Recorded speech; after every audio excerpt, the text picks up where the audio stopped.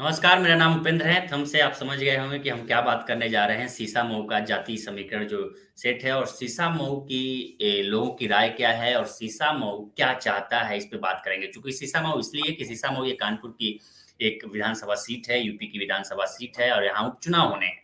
यहाँ से पहले सोलंकी इरफान सोलंकी समाजवादी पार्टी के विधायक थे, लेकिन उनको पिछले दिनों एक आगजनी के मामले में उनको 7 साल की सज़ा सुनाई गई, जिसके बाद उनका सदस्यता विधानसभा की सदस्यता रद्द कर दी गई। उसके बाद यहाँ उपचुनाव होने हैं। हालाँकि यूपी में तो 9 सीटों पे उपचुनाव होने हैं, 1 सीट और है जो उपचुनाव होनी है, लेकिन वहाँ अभी उपचुनाव की घोषणा नहीं हुई है। वो सीट है अवधेश प्रसाद की मिल्कीपुर सीट, जो अयोध्या की सीट है, लेकिन वहाँ अभी फिलहाल उपचुनाव नहीं होने हैं। बाकी 9 सीटों पे उपचुनाव होने हैं और 9 सीटों में कराल भी है और सीसा-मऊ है। लेकिन सबसे चर्चा सीसा-मऊ की आखिर क्यों है? आखिर क्यों बीजेपी हर हाल में चाहती है कि सीसा-मऊ की सीट उसकी हो? जो कभी सीसा-मऊ परसिमन 2012 के बाद परसिमन चेंज करने के बाद एक अलग समीकरण बना सीसा-मऊ की, लेकिन 2012 के बाद से लगातार 3 बार समाजवादी पार्टी से इरफान सोलंकी वहाँ से विधायक हैं। लेकिन इस बार किसी भी हर हाल में बीजेपी चाहती है कि वो सीट बीजेपी की हो और इसकी खुद मॉनिटरिंग योगी आदित्यनाथ कर रहे हैं। और सबसे करीबी मंत्री वहाँ के प्रभारी बनाए गए हैं सुरेश खन्ना, जो वित्त मंत्री भी हैं। चर्चा करेंगे कि आखिर सीसा-मऊ में जातीय समीकरण क्या है, इरफान सोलंकी क्या है, वहाँ आखिर पर्चा क्यों खारिज हो गया चंद्रशेखर आजाद की पार्टी का, बीएसपी का क्या रुख है, वहाँ कौन से कैंडिडेट हैं, किस जातीय समीकरण के अनुसार बीजेपी ने उतारा। इन सारी बातों पे चर्चा करने के लिए, समझने के लिए हमारे साथ लखनऊ से जुड़े हैं और वहाँ की राजनीति को अच्छे से समझते हैं। सीसा-मऊ इन्होंने कवर किया है। रजनीश, बहुत-बहुत स्वागत है आपका। धन्यवाद जी। सीसा-मऊ काफी चर्चा में है। 9 सीटें तो हैं, करहल जहाँ से अखिलेश यादव खुद संसद पहुंचे हैं, अब वो सीट खाली हुई है, लेकिन सबसे ज्यादा इन सीटों के बीच, चाहे वो फूलपुर हो, करहल हो या सीसा-मऊ हो या मिल्कीपुर हो, चाहे आपका मझवा हो, इनके अलावा जो सबसे बड़ी चर्चा है सीसा-मऊ की। कहा जा रहा है कि बीजेपी की सबसे कड़ी नजर इसी सीट पे है। इसके पीछे वजह क्या है? जी ओपन जी, आज हम लोग क्योंकि उत्तर प्रदेश में 9 सीटों पर उपचुनाव हो रहा है, उसमें एक सीट जो सीसा-मऊ है वो हॉट सीट मानी जा रही है। जी, आवाज आ रही है? उत्तर प्रदेश में जो 9 सीटों पे उपचुनाव हो रहा है, उनमें से एक सीट कानपुर की सीसा-मऊ सीट है। यहां से 22 साल से समाजवादी पार्टी इस सीट पर लगातार जीतती आई है और समाजवादी पार्टी के साथ जो सोलंकी परिवार है, जो समाजवादी पार्टी के मुखिया अखिलेश यादव, उससे पहले मुलायम सिंह यादव के बड़ा करीबी रहा है। चाहे सोलंकी के परिवार मुश्ताक सोलंकी हो या उसके बाद इरफान सोलंकी हो, और अब ये तीसरा ये कह सकते सदस्य है सोलंकी परिवार का, जो इस बार समाजवादी पार्टी ने जिसको मैदान में उतारा है, इरफान सोलंकी की पत्नी नसीम सोलंकी को, जो इस बार मैदान में है। तो 22 साल से लगातार सोलंकी परिवार कब्जे किया हुआ है सीसा-मऊ सीट पे। सीसा-मऊ सीट पर सोलंकी परिवार का बड़ा नाम है वहां पर, और भारतीय जनता पार्टी उसी नाम को और जो लगातार वहां कब्जा है, उस कब्जे को और उस हैट्रिक को तोड़ने के लिए इस बार बहुत जोर शोर से लगी हुई है कि किसी भी तरीके से सीसा-मऊ सीट पर वो जीत हासिल करे, सीसा-मऊ सीट पर कब्जा करे और 22 साल का जो तिलिस्म है सोलंकी परिवार का, समाजवादी पार्टी का जो वहां कब्जा है, उसको किसी भी तरीके से हटाया जाए, वहां ढाया जाए समाजवादी पार्टी का किला। इसको लेकर के भारतीय जनता पार्टी पूरे दमखम के साथ लगी हुई, अभी से नहीं, काफी दिनों से उपचुनाव की तैयारी में लगी हुई है। लेकिन जो जातीय समीकरण है, जो सोलंकी परिवार का वहां नाम है, ये तमाम सारी ऐसी चीजें, समाजवादी पार्टी और कांग्रेस का जो गठबंधन है, ये तमाम सारी चीजें जो हैं, वो अभी भी भारतीय जनता पार्टी के लिए आसान नहीं है सीसा-मऊ सीट जीतने का। बीजेपी ने सुरेश जो अवस्थी हैं उनको मैदान में उतारा। इससे पहले सुरेश अवस्थी इसी सीट से इरफान सोलंकी से 5000 लगभग वोट से हार चुके हैं। उसके बाद आर्य नगर गए, तो आर्य नगर में जो अमिताभ वाजपेयी हैं उनसे भी हारे, और तीसरी बार उनको बीजेपी ने, इसलिए क्योंकि दोनों जगह दोनों बार जब ये चुनाव लड़े तो जो हार जीत का जो आंकड़ा रहा वो बहुत करीबी रहा, 5000 7000 का रहा। तो वो करीबी होने के नाते तीसरी बार इन सुरेश अवस्थी को बीजेपी ने मौका दिया है और ये सीसा-मऊ सीट से दिया है। लेकिन आसान नहीं है चुनाव जीतना भारतीय जनता पार्टी के लिए भी इस बार भी, क्योंकि इस पहले समाजवादी पार्टी इरफान सोलंकी अकेले लड़ते थे, तब जाकर के 5-7 हजार वोट का जो समीकरण रहा है वो हार जीत का रहा है दोनों बार का। लेकिन इस बार कांग्रेस के साथ में है, श्री प्रकाश जायसवाल जैसे कद्दावर नेता कांग्रेस में रहे हैं, कांग्रेस की अच्छी पकड़ रही है कानपुर में, और इस बार कांग्रेस साथ में है तो थोड़ी बढ़त रहेगी। नसीम सोलंकी क्योंकि इरफान सोलंकी जेल में है और उनका भी थोड़ा सा संपत्ति मिलेगी उनकी, क्योंकि उनको जेल में डाला गया है और ये कहा गया कि भाई उनको बुरी तरह फंसाया गया है और जितना क्राइम नहीं था उससे ज्यादा उनको सजा दी गई। तमाम सारी बातें अलग अलग की जाती हैं, वो तो पॉलिटिकल बातें हैं, उससे हम लोगों से कोई वास्ता नहीं है। लेकिन नसीम सोलंकी को, जो उनका पति है इरफान सोलंकी, वो जेल में है तो उनकी वजह से भी संपत्ति मिलेगी। लगातार बीजेपी जो चाह रही है कि सीसामऊ सीट पर कब्जा हो, उसके पीछे आप ये देख सकते हैं कि नसीम सोलंकी जब मंदिर जाती हैं तो मंदिर को लेकर के फिर फतवा भी जारी होता है, वहां मंदिर धोया भी जाता है, तो तमाम सारे हिंदू मुस्लिम और धार्मिक बातों को लेकर के बढ़ा चढ़ा करके पेश किया जाता है। लेकिन उसके बाद भी वो चाल भी नहीं चली, सत्ता पक्ष के कह सकते हैं, क्योंकि फतवा तो जारी हुआ लेकिन मुसलमान इस चीज से नाराज नहीं है, और हिंदू भी, क्योंकि सोलंकी ने फिर से कह दिया कि हम फिर से मंदिर जाएंगे और हम किसी धर्म के खिलाफ नहीं हैं। तो ये सारी चीजें कहीं ना कहीं समाजवादी पार्टी के फेवर में है, और बीजेपी की गणित जो है वो बैठ नहीं पा रही है सीसामऊ सीट को लेकर के। लगातार बीजेपी गणित बैठाने के चक्कर में लगी हुई है। वहां चाहे सुरेश खन्ना हो, नितिन अग्रवाल हो, जो वहां के प्रभारी बनाए गए हैं, वो लगातार उस सीट पे लगे रहे हैं। 17 की बात करें, जब 17 में सुरेश अवस्थी हारे थे उस सीट से, आप समझिए कि 60 बूथ ऐसे थे उसमें उपेंद्र जी, जहां दहाई का जो है आंकड़ा नहीं पार कर पाई थी बीजेपी, और 90 बूथ ऐसे थे जहां पर बीजेपी का संगठन। रजनीश, इस पे बात करेंगे हम लोग कि 360 सीटों पे दहाई का आंकड़ा पार नहीं कर पाई। बीजेपी का संगठन 260 बूथों में से 100 से ज्यादा बूथों पर संगठन ही नहीं है, इस पे बात करेंगे। लेकिन हमारा एक सवाल है, इससे पहले कहा जा रहा था कि योगी आदित्यनाथ अवस्थी के जो टिकट दिया गया उसके पक्ष में नहीं थे, वो राकेश सोनकर के पक्ष में थे। राकेश सोनकर ने पर्चा भी खरीद लिया था, पर्चा भरने की बारी आई, उन्होंने लखनऊ में जाके योगी आदित्यनाथ से मिल भी लिया था। लेकिन अंतिम वक्त में दिल्ली से इंटरफेरेंस किया गया कि नहीं, यहाँ से अवस्थी ही चुनावी मैदान में होंगे।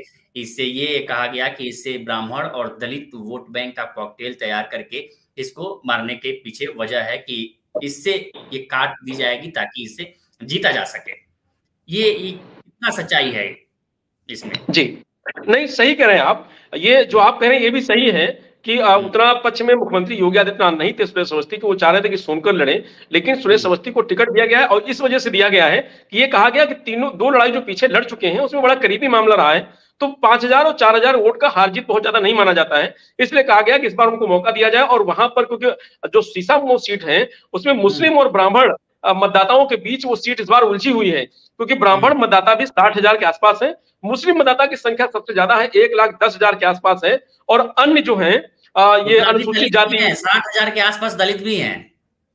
हाँ वही अनुसूचित जाति 60,000 और उसके बाद अन्य लगभग 40,000 है। तो चंद्रशेखर चुनावी मैदान में उतार रहे थे, तो चंद्रशेखर से कहा गया कि चंद्रशेखर ने कहा कि हमारे जबरदस्ती पर्चा खारिज करवाया गया हमारे उम्मीदवार को। जब चंद्रशेखर से पूछा गया इरफान सोलंकी को लेके, तो चंद्रशेखर ने भी कहा कि यहाँ की जनता को तय करना है कि वो किसे वोट देगी, कि कौन प्रताड़ित है, किसको प्रताड़ित किया जा रहा है। यानी कि एक तरह से उन्होंने एक संकेत भी दे दिया। उन्होंने ये बताया कि हमारी बहुत बड़ी राजनीतिक मजबूरी है, इस वजह से जो प्रताड़ित लोग हैं उनका साथ देना चाहिए। यानी कि एक पीछे से उन्होंने इरफान सोलंकी की पत्नी नसीम सोलंकी को भी एक तरह से हाथ दिया कि भाई आप यहाँ रहे। बिल्कुल बिल्कुल, हाँ बिल्कुल कह रहे सर। चंद्रशेखर आजाद की तरफ से भी आप ये कह सकते हैं कि समाजवादी पार्टी को उस सीट पर बड़ी राहत दी गई है। सीसामऊ सीट पर, सीसामऊ सीट का जो जाति समीकरण है, जो वहां वोटर है 2,70,00,000 के आसपास है, माफ करिएगा 2,70,000 के आसपास है, जिसमें 1,10,000 वोट सिर्फ मुस्लिम मतदाता है। ये बहुत बड़ा हम कह सकते हैं समाजवादी पार्टी के लिए। हाँ बिल्कुल, बहुत फायदेमंद है। जी जी, और यही बीजेपी के लिए सबसे बड़ा नुकसान है कि 1,10,000 मुस्लिम मतदाता और उसके बाद 1,60,000 सारे मिलाकर के हैं, और उसमें फिर अब 1,60,000 में यादव भी है, 1,60,000 में दलित भी है, 1,60,000 में तमाम सारे लोग हैं। तो इस तरीके से, अच्छा ब्राह्मण 60,000 है, तो इसीलिए कहा जाता है कि सीसामऊ सीट इस बार की जो है, जो लड़ाई है वो दलित और ब्राह्मण, माफ करिएगा मुस्लिम और ब्राह्मण के जाति समीकरण में उलझी हुई है। तो मुस्लिम क्योंकि नसीम सोलंकी है, और दोनों सीट देखे दोनों, ये वीरेंद्र कुमार शुक्ला जो बीएसपी से हैं, वो भी ब्राह्मण है और सुरेश अवस्थी भी ब्राह्मण है। तो अब ब्राह्मण 2 उम्मीदवार हो गए। ये कहा जा रहा था कि बीएसपी किसका नुकसान करेगी, तो बीएसपी ये बेचारी कि ब्राह्मण और दलित दोनों बीएसपी के पास आ जाए। तो बीएसपी ने भी अपना गणित बैठाया कि अगर दलित टोटल उसको मिल जाता है और ब्राह्मण मिल जाता है तो 50 और 50 मिलाकर के 1 लाख हो गया। समाजवादी पार्टी अगर मुस्लिम बात करे तो 1,10,000 हो गया। बीजेपी अगर बात करती है तो वो भी दलित बीजेपी दलित चाह रही है, उसके बाद ब्राह्मण चाह रही, तो भी तो टोटल मिला के 1,10,000 में तीनों पार्टियां खेल रही हैं। अब वो जनता दलित पूरा दलित उम्मीदवार बदले थे क्या यहाँ जी? बीएसपी ने दोबारा उम्मीदवार बदले थे क्या? हाँ बिल्कुल, हाँ उम्मीदवार द्वारा बदला हुआ है। इससे पहले किसी को टिकट दिया था, उसके बाद ये सीट पे शुक्ला जी को दिया है। गुप्ता थे, विनोद गुप्ता थे, उनको टिकट मिला था। विनोद गुप्ता को करके ब्राह्मण कॉकटेल तैयार करने की कोशिश की गई कि दलित और ब्राह्मण जो गठजोड़ है 2007 में जो काम आया बीएसपी के लिए, जो बहन जी को सत्ता के करीब लेके आया, सत्ता के करीब क्या सत्ता पे पहुंचाया, ब्राह्मण और दलित का गठजोड़ ही था जो उनके सत्ता के करीब सत्ता पे पहुंचाया। तो ये उन्होंने ये सोचा, जैसा आप बता रहे हैं कि हो सकता है कि उन्होंने इसलिए ब्राह्मण उतारा कि अगर ब्राह्मण और दलित एक साथ आ गए तो यहाँ हम काबिल हो जाएंगे। हाँ भाई, मायावती को लगता है कि दलित अगर वोट देता है तो मुस्लिम भी देगा और ब्राह्मण भी देगा, तो ऐसे समीकरण से बीएसपी को लग रहा है कि हम वहां जीत सकते हैं। समाजवादी पार्टी चाह रही है कि मुस्लिम के साथ यादव और दलित और कुछ लोग मिल जाएंगे तो वो चीजें ठीक हो जाएंगी। बीजेपी ये चाह रही है कि भाई 60,000 ब्राह्मण है उनका, और उसके बाद जो अन्य जाति के लोग हैं वो सब मिला के 1 लाख आसपास हो जाएगा। टोटल हार जीत तो 70-80 के बीच में हमेशा रही है सीसामऊ से। तो उसी समीकरण में तीनों पार्टियां नाच रही हैं, तीनों पार्टियों का समीकरण सेट बैठा हुआ है। लेकिन अगर जाति समीकरण की बात करें तो सबसे ज्यादा वहां पर फायदेमंद समाजवादी पार्टी फिर दिखाई दे रही है। पिछले 22 सालों से समाजवादी पार्टी का इस सीट पे कब्जा है। सोलंकी परिवार का कब्जा है, किसी और का नहीं है। सोलंकी परिवार का तीसरा सदस्य बार मैदान में है और उनकी पत्नी है, क्योंकि इरफान सोलंकी जेल में है और उनको 7 साल की सजा हुई है, जो एक घटना हुई थी आगजनी को लेकर के जाजमऊ में। तो ये जो सीसामऊ सीट है, इस बार सबकी निगाह ये है कि क्या सोलंकी परिवार में इस बार फिर एक हैट्रिक लगाएगी, और 22 के बाद अब आगे का जो कब्जेदारी है तो उसके बाद फिर 5 साल और हो जाएगी, 27 लोग गिनेंगे कि बीजेपी इस बार किसी भी तरीके से, क्योंकि अवस्थी 2 बार हार चुके, तीसरी बार अवस्थी इस बार जीत हासिल करेंगे। सीसामऊ से सुरेश अवस्थी विधायक होंगे, कौन होगा इसी कयास में लगातार लोग सीसामऊ सीट को देख रहे हैं, सीसामऊ सीट पर नजर बनाए हुए हैं, जाति समीकरण को भी देख रहे हैं। तो तमाम सारी बातें हैं जो सीसामऊ सीट पे है। इसीलिए नसीम सोलंकी जब मंदिर गई तो चल रहा है रजनीश कि आज शायद नसीम सोलंकी की जो सजा हुई है उसके खिलाफ हाई कोर्ट में सुनवाई है। 6 तारीख को कल सुनवाई हुई थी। अब इरफान सोलंकी के पक्ष रखा गया, सरकार ने अपना पक्ष कल नहीं रखा, तो सरकार को पक्ष रखने के लिए आज 7 नवंबर का टाइम दिया गया है। अगर बाई चांस इरफान सोलंकी की सजा पर रोक लगती है तो फिर से उनकी बहाली हो सकती है। यानी कि हो सकता है कि अगर ये फैसला इरफान सोलंकी के पक्ष में गया तो उपचुनाव भी ना हो, ये भी संभावना है। जी खैर वो तो अभी कोर्ट का मामला है, कोर्ट में क्या निर्णय होगा, कार्रवाई चल रही है, वो तो बात की बात है। लेकिन अभी अगर हम लोग खाली चुनाव की बात करें तो चुनाव का समीकरण जो है उसकी अगर चर्चा करें तो उस पर भारतीय जनता पार्टी इस बार पूरी ताकत के साथ वहां पर जीत हासिल करना चाह रही है। और लगातार प्रभारी सुरेश खन्ना, नितिन अग्रवाल, मुख्यमंत्री योगी आदित्यनाथ, डिप्टी सीएम केशव प्रसाद मौर्य और तमाम सारे मंत्री हैं जो लगातार सीसामऊ पर नजर बनाए हुए हैं। लगातार सीसामऊ में जनसभाएं हो रही हैं। सीसामऊ आप समझिए कि देखिए जब डेट बढ़ने के बाद उपेंद्र जी डेट बढ़ने के बाद बीजेपी इस कदर है कि साम दाम दंड भेद किसी भी स्थिति में सीसामऊ को जीतना है। जैसे 24 दुकानों पे अवैध रूप से निर्माण के लिए नोटिस जारी कर दिया गया है। कैसे चल रही है? जी जी, तो ये कह रहे हैं कि सीसामऊ का जो है आप कह सकते हैं कि 10 दिन जो समय बढ़ा है, अब ये कह सकते हैं कि 10 दिन में ठीक है, प्रचार थोड़ा स्लो होगा लेकिन तेवर वही है, लगातार तेवर वही बने हुए हैं सभी पार्टियों के। और 10 दिन समय मिल गया है तो जो मजबूत था वो तो मजबूत और होगा, लेकिन जो कमजोर था उसको भी मौका मिल गया है। लगातार इसमें भी सियासत की जा रही है कि जो डेट बढ़ाई गई है उसके पीछे ये है कि बीजेपी ये सोच रही है कि उसको हार दिखाई दे रही है। समाजवादी पार्टी यही कह रही है आप कितना भी टालिए, कुछ भी करिए, लेकिन जीत समाजवादी पार्टी की होगी, जीत विपक्ष की होगी।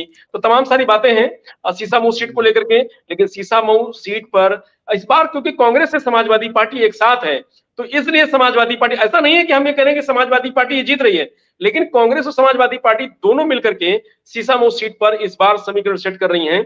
और उस समीकरण के बाद उसी बीच में, क्योंकि 14 साल बाद बीएसपी उपचुनाव लड़ रही है तो बीएसपी का भी कैंडिडेट है, अब वो कितना कमाल करेगा, क्योंकि ब्राह्मण प्रत्याशी बीएसपी ने दिया है, बीजेपी का भी ब्राह्मण प्रत्याशी है, तो इसलिए दोनों में अब कितना वोट ब्राह्मण का बीएसपी प्रत्याशी काट पाता है, बीएसपी प्रत्याशी दलित वोट कितना ला पाता है, मुस्लिम वोट कितना ला पाता है, ये भी एक बड़ी बात होगी। अगर मुस्लिम वोट ज्यादा ब्राह्मण प्रत्याशी बसपा का काट लेता है तो समाजवादी पार्टी के लिए भी दिक्कत हो जाएगी।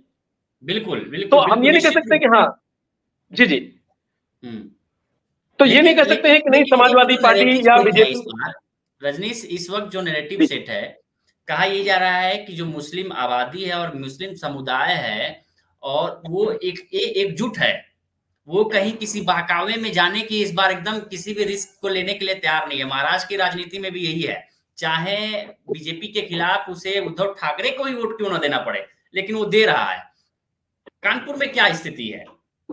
कानपुर में भी यही स्थिति है, बता रहे हैं आपको। जैसे फतवा जारी हो गया, फतवा जारी के बाद होने के बाद अक्सर मुसलमान नाराज हो जाता है कि भाई इन्होंने गलत किया, मंदिर गए, वहां पूजा की, वहां आरती की, शिवलिंग पे जल चढ़ाया, तमाम सारी बातें। तो मुस्लिम नाराज हो जाता है कि भाई नहीं ये ठीक नहीं, इन्होंने धर्म से आगे अलग जाकर के गया, क्योंकि मुस्लिम धर्म में इजाजत नहीं है कि किसी मूर्ति की पूजा की जाए। तमाम सारी बातें की गई, फतवा भी जारी कराया गया, मंदिर को धोया गया, ये कहा गया कि मंदिर पवित्र हो गया, गंगाजल से मंदिर को धोया गया, तमाम सारी बातें की गई।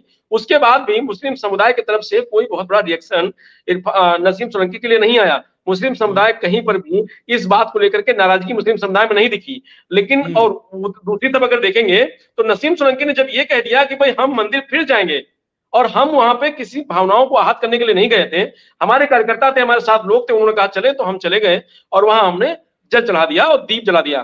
तो ये कोई बहुत बड़ा गुनाह नहीं है, और आगे जरूरत पड़ेगी तो हम फिर मंदिर जाएंगे। तो इससे फिर वो जो हिंदू समाज के लोग थे उनके प्रति थोड़ा नरमी रही और मुस्लिम नाराज नहीं हुआ। तो इसलिए नसीम सोलंकी ने फिर उस बात को बैलेंस कर लिया जिसको भारतीय जनता पार्टी बड़ा इशू सीसामऊ सीट पर बनाना चाहती थी। लेकिन वो तहजीब है हमारी। जी जी, बीजेपी के एक नेता ने यही बात कही है। बीजेपी के एक नेता है कानपुर से, बड़े नेता हैं, उन्होंने यही बात कही है कि भाई मंदिर और मस्जिद है, आप धर्म को मत बांटिए।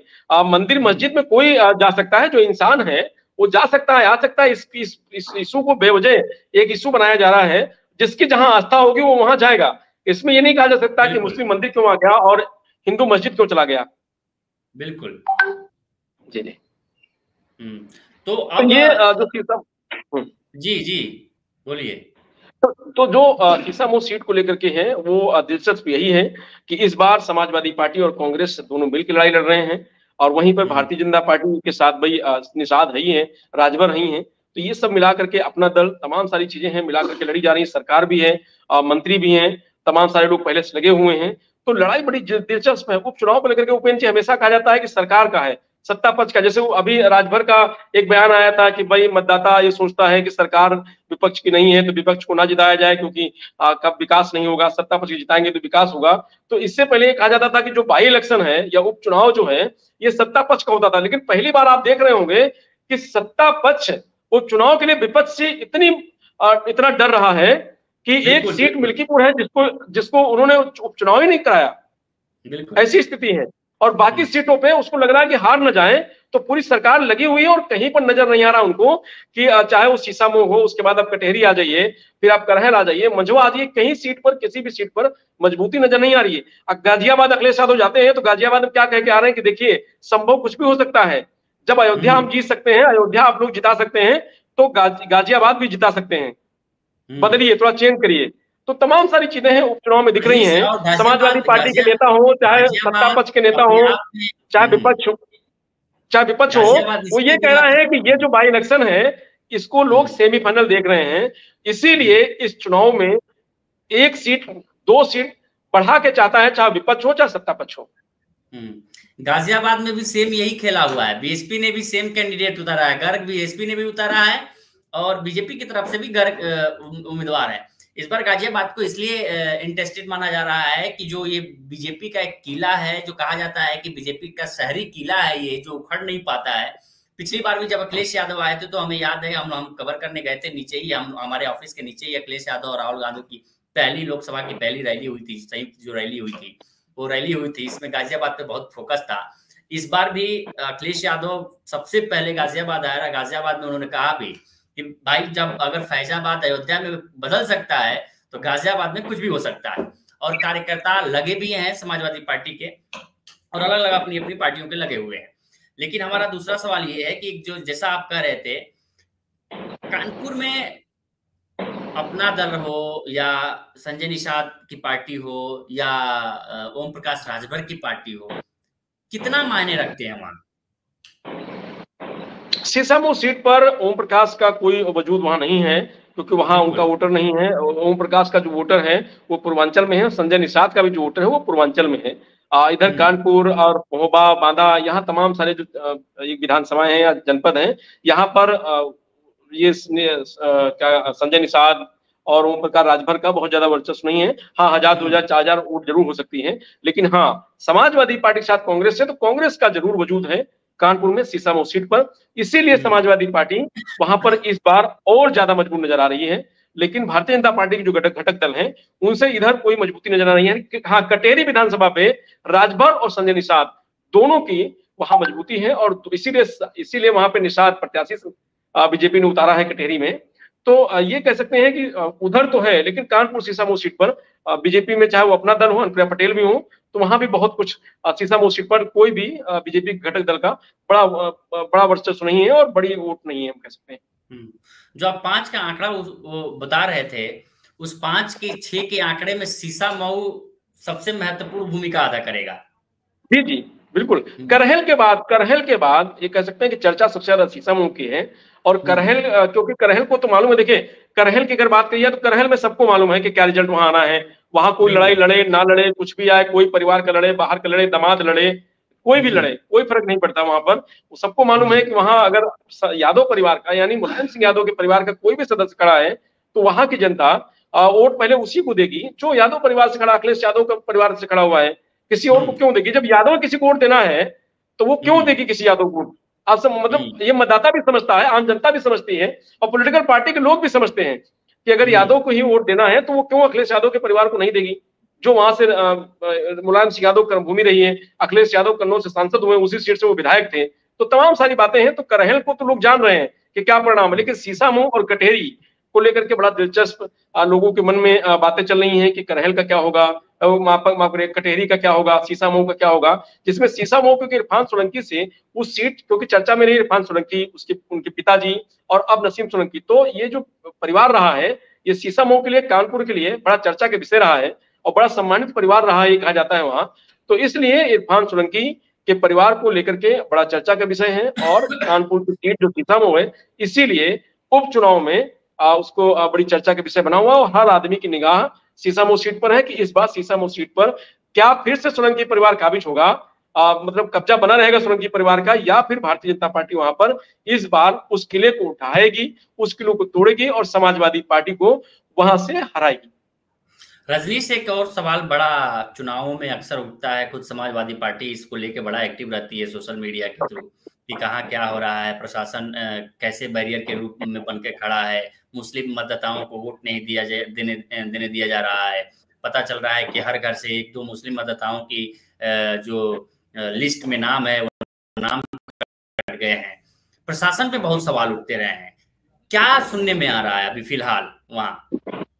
देखिए अभी कटेरी की बात करें तो देखिए अभी शिवपाल यादव कटेरी में थे, फिर कानपुर में थे। तो शिवपाल यादव ने भी आरोप लगाया कि ये जो प्रत्याशी हैं या समाजवादी पार्टी कार्यकर्ता उनकी तरफ से शिकायत की जा रही है कि जो डीएम है वो जिलाध्यक्ष की तरह काम कर रहा है, जो अधिकारी हैं वो बीजेपी के कार्यकर्ताओं की तरह काम कर रहे हैं, मतलब जो अफसर हैं, जो अधिकारी हैं वो बीजेपी के कार्यकर्ताओं के तरीके से काम कर रहे हैं। जहां विधानसभा में चुनाव हो रहा है, इससे पहले भी तमाम सारे बीएलओ, तमाम सारे जो अधिकारी थे उनको ट्रांसफर कर दिया गया है, जिनको लगा कि भाई एक विशेष बिरादरी को, एक विशेष जात के लोगों को वहां से ट्रांसफर कर दिया गया है। तो तमाम सारी बातें पहले से कही जा रही थी और वही शिकायतें अभी भी आ रही हैं कि भारतीय जनता पार्टी लगातार, क्योंकि सरकार है तो सरकार के नाते वो चीजों को अपने माहौल बनाने में, अपने समीकरणों को सेट करने में लगी हुई है और अधिकारियों पर कार्रवाई की जा रही है। और जो अधिकारी हैं इस समय मौजूदा, वो भारतीय जनता पार्टी या सरकार के हिसाब से काम कर रहे हैं। ये विपक्ष की शिकायत रही है और अभी भी वो जारी है शिकायत, उसमें कोई ये नहीं कह सकते हैं कि नहीं शिकायत खत्म हो गई है, और है भी, ये सच्चाई भी है। एक हवा है, एक हमारे मन में सवाल है, हमारे मन में अभी उपजा हुआ सवाल है, तुरंत जस्ट अभी उपजा एक सवाल ये है कि योगी आदित्यनाथ चाहते थे कि कानपुर की जो सीसामऊ सीट है वो राकेश सोनकर के खाते में जाए, लेकिन केंद्रीय आला कमान ने उसे कहा कि नहीं, ब्राह्मण और दलित का गठजोड़ करके जो सुमित अवस्थी है, जो 5,000 6,000 वोटों से हारे हैं, फिर से उनको मौका दिया जाए और एक कॉकटेल तैयार किया जाए ताकि दलित और अगर ब्राह्मण वोट मिला तो हम जीत की संभावना सबसे ज्यादा है। पिछली बार हमने देखा था जब दारा सिंह चौहान समाजवादी पार्टी छोड़ के चले गए थे, घोसी से चुनाव लड़े थे, उस वक्त भी योगी आदित्यनाथ की वो पसंद नहीं थे, क्योंकि योगी आदित्यनाथ इसके खिलाफ रहे कि दारा सिंह चौहान को फिर से वापसी क्यों कराई गई, ओम प्रकाश राजभर को वापसी क्यों कराई गई, वो तमाम मुद्दों पे हुआ। हालांकि योगी आदित्यनाथ ने खुलेआम तौर पे नहीं कहा, चूंकि पार्टी का मामला था और वो चुनाव प्रचार करने के लिए भी घोसी गए हुए थे दारा सिंह चौहान के लिए। लेकिन जब हार हुई दारा सिंह चौहान की तो आरोप लगा कि योगी आदित्यनाथ ने हरवाया है सिर्फ इसलिए ताकि आला कमान की जो प्रेशर पॉलिटिक्स है उनके ऊपर न रहे। तो क्या सीसा मऊ में सिर्फ एक दिखावा तो नहीं है कि हाँ भाई हम मॉनिटरिंग कर रहे हैं, हम सारी चीजें कर रहे हैं, लेकिन अंदर से कुछ अलग हो रहा हो? नहीं, देखिए, जो यूपी के उपचुनाव की 9 सीटें जिन पे उपचुनाव हो रहा है, उसमें जो मुख्यमंत्री योगी आदित्यनाथ की जिम्मेदारी है वो विधानसभा मिल्कीपुर और कटेहरी है। बाकी अगर मझवा आप जाएंगे और उसके बाद फूलपुर जाएंगे तो वहाँ केशव प्रसाद मौर्य है। अब क्योंकि मुख्यमंत्री लगातार प्रचार कर रहे हैं, बाकी प्रदेशों में जाना पड़ रहा है और बाकी विधानसभा करना है, इसलिए वहां स्वतंत्र देव को जिम्मेदारी दी गई कटेहरी विधानसभा में। मिल्कीपुर चुनाव हो नहीं रहा, इसीलिए मिल्कीपुर बाद में रखा गया है और समाजवादी पार्टी ने वहां शिवपाल यादव की जिम्मेदारी दी है। तो ये कह सकते हैं कि चुनाव छोटा है लेकिन बड़े बड़े दिग्गजों की साख दांव पर इस चुनाव में लगी हुई है। शिवपाल यादव स्वतंत्र देव कटेहरी में लगे हुए हैं। सुरेश खन्ना जो वित्त मंत्री उत्तर प्रदेश सरकार में हैं और जो आबकारी के ये स्वतंत्र प्रभार हैं, जो मंत्री हैं नितिन अग्रवाल, इनकी जिम्मेदारी ये सीतामऊ दी गई है। तो इस तरीके से, लेकिन मुख्यमंत्री अभी कटेहरी तो होके आ गए हैं, कटेहरी में सभाएं हो चुकी हैं, लेकिन प्रत्याशी घोषित होने के बाद अभी तक कानपुर में कोई जनसभा उनकी नहीं हुई है, कानपुर में कुछ चर्चा नहीं। तो जो आप कह रहे हैं उसमें ये नहीं कह सकते हैं कि ऐसा नहीं, ऐसा हो सकता है, क्योंकि कई बार ऐसा देखा गया है कि जहां पर उनकी मर्जी नहीं हुई है वहां पर हमेशा हाँ, ये कह सकते हैं कि विफलता ही साबित हुई है भारतीय जनता पार्टी। आरोप लगे लोकसभा चुनाव में भी कितने आरोप लगे और आरोप एक तरह से साफ दिख भी रहे थे कि उनके जितने बड़े स्वजातीय नेता हैं, भले वो बीजेपी में न रहे हो, लेकिन उनके जो स्वजातीय नेता हैं उन्होंने खुलेआम तौर से इंडिया गठबंधन को सपोर्ट किया। और वहां कौशाम्बी में हम देखे ही कि कैसे समाजवादी पार्टी ने जीता वहां से, और राजा भैया ने कैसे समर्थन किया सीधे खुले तौर पे। तो उनके स्वजातीय नेता चाहे धनंजय सिंह रहे हो, चाहे आपके राजा भैया रहे हो, इन सबको देखा गया। तो यही एक सवाल था हमारे मन में कि क्या ये सिर्फ सीसामऊ की सीट सिर्फ दिखावा तो नहीं है कि हाँ भाई पूरा हमने कर लिया है तैयारी, लेकिन आपकी मर्जी थी, क्योंकि अंत में यही छोड़ा गया, सिगुफा छोड़ा गया कि ये टिकट योगी आदित्यनाथ से पूछ के लोकसभा में एक भी नहीं दिए गए। जो भी तय किया गया वो अमित शाह के द्वारा तय किया गया, अलग के द्वारा तय किया गया और इसको बहुत बड़ा नैरेटिव भी सेट किया गया। नहीं, बिल्कुल बिल्कुल, आप जो कह रहे हैं वो इससे पहले, क्योंकि हम लोग देख चुके हैं ना, हम लोग इससे पहले चुनाव देख चुके हैं, उपचुनाव भी देख चुके हैं, आम चुनाव भी देख चुके हैं और उसमें इस तरीके की जो बातें हैं, जो चर्चा वो भी देख चुके हैं। ये भी कहा गया कि भाई ठीक है, हार गए इसलिए क्योंकि हमारे कहने पर टिकट नहीं बटे थे, ऐसा भी लोग कहते हुए नजर आए हैं। जी जी, तो इस बार भी यही स्थिति है सीसामऊ को लेकर, जैसा आप कह रहे हैं कि भाई अगर हमारी मर्जी टिकट नहीं तो हार जीत की जिम्मेदार वही होगा जो टिकट की पैरवी किया होगा, जो टिकट दिया होगा। तो ये कोई बड़ी बात नहीं है, बिल्कुल कह सकते हैं। और जो हम लोग सोच रहे हैं वो भी हो सकता है, कोई बड़ी बात नहीं है, क्योंकि समीकरण भी नहीं है और प्रत्याशी तो लगा हुआ है, लेकिन जिस तरीके से चुनाव लड़ना चाहिए, मुख्यमंत्री योगी आदित्यनाथ अभी तक वहां नहीं पहुंचे। अब तक 1-2 जनसभाएं भी हो जाती है, जैसे कटेहरी में हो गई हैं, अयोध्या में भी हो गई हैं, गाजियाबाद में भी हो गई हैं, मंझवा भी हो गई हैं। तो इस तरीके से जो चीजें हैं तो बिल्कुल हो सकता है ये। तो ये है जो सीसामऊ सीट है। बहुत बहुत धन्यवाद बातचीत करने के लिए, क्या कि सीसामऊ को समझाने के लिए। ऐसे भी हम लोग बची हुई 8 विधानसभाओं पे भी हम लोग डेली आपको बताते रहेंगे कि अगले दिन कराल पे क्या समीकरण है, मझवा में क्या समीकरण है, कटेहरी में क्या समीकरण है, मिल्कीपुर और मीरापुर में क्या समीकरण है, हम ये बताते रहेंगे और रोज एक एक विधानसभा सीटों को हम लेके आते रहेंगे। जैसे महाराष्ट्र का मूड हम दिखा रहे हैं, वैसे ही यूपी की 9 विधानसभा सीटों और 1 विधानसभा सीट जो आगे होने वाली है, कब होती है वो भी देखना है, उसको भी लेके आएंगे। तो रजनीश बहुत बहुत धन्यवाद। तो इस वीडियो में इतना ही। बाकी देश दुनिया की तमाम खबरों के लिए बने रहे लोकमत हिंदी के साथ। नमस्कार।